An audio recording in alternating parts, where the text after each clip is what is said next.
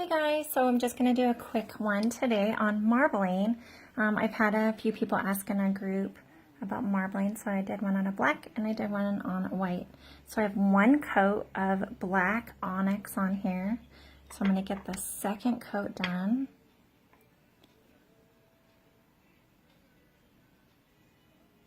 So on black, because the way that it absorbs the white, if I did white directly on the wet black, you wouldn't even notice it.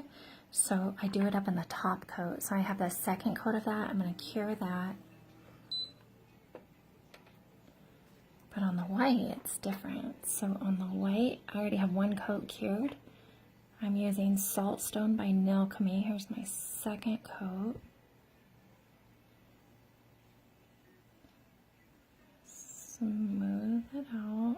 I always go over more than once, you know, just want to make sure it's completely smoothed out. Let it allow to settle completely. Then with my striper brush, I have a very fine detailer brush. I'm going to go into the same black onyx, load up my brush. And you know, with marbling, you kind of get into a pattern. So here's my pattern.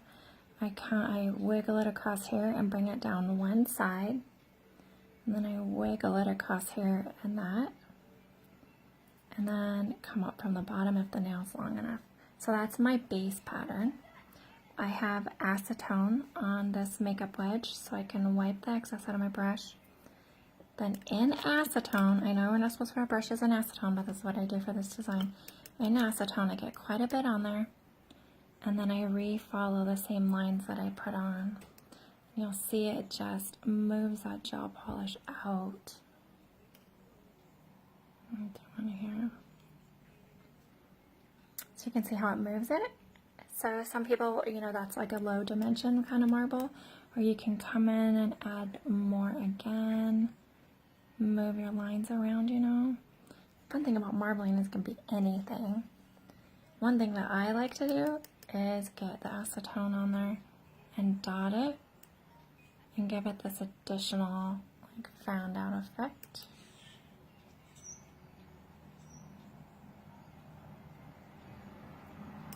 You can always continue to move it around until you get to where you're happy with it.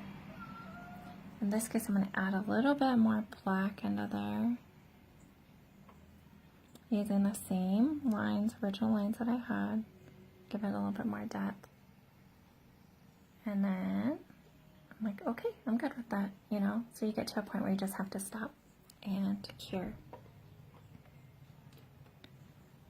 So on the black one though, I have two coats of black. If I put white on there, it just kind of fades into the black. It must be the pigment of the black is harder. So I take a no wipe top coat and top coat the tip with the nail, because you know we'd be working on a client doing this, I guess.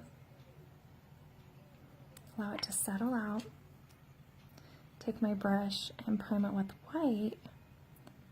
Like I said, you get kind of into a routine of what marbling you like the best. So for me, it's a little jagged here, bring it down, jagged here, bring it over, and then up. So that's always my base. Same thing in my acetone. I'm going to go over those same lines.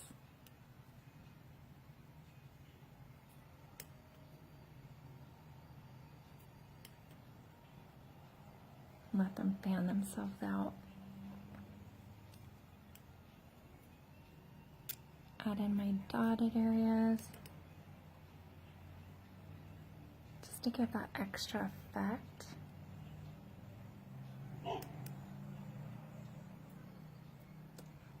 And then I come in and re-add some of these lines.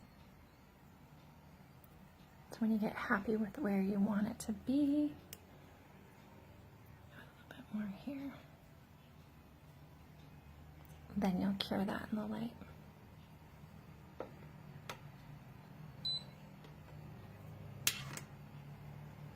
So some people like a lot more darker, they like depth. So then come in, now that this is cured, you can come in and bring in your more fine lines.